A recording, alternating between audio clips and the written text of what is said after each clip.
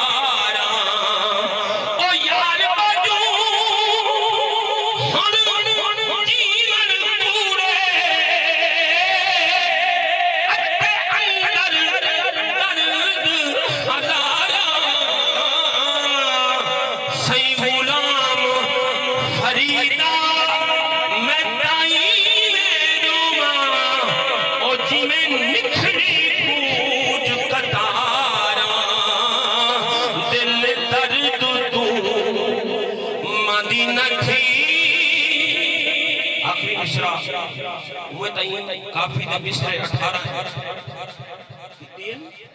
इमे नाथ खाए लोली दे निकल गए। ख्वाजा मोहम्मद यार रहमतुल्लाह अलैह लिखिए मिस्रे 18 पढ़ो तो घंटा लग गए। साया तू कुरान भी सुनते हैं ते पाक नबी दा सोना फरमान भी सुनते हैं ते अपने अम्मा बाबे दा शान भी सुनते हैं। आखो तो सुभान अल्लाह। चुप पई ससी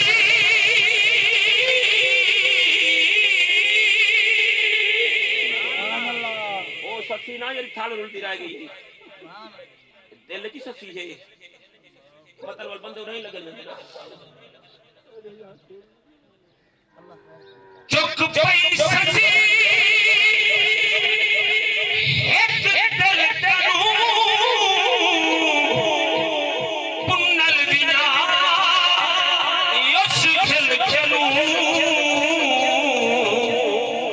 रह गई मुट्ठी ओ मंजिल जनू रह गई मुट्ठी ओ मंजिल जनू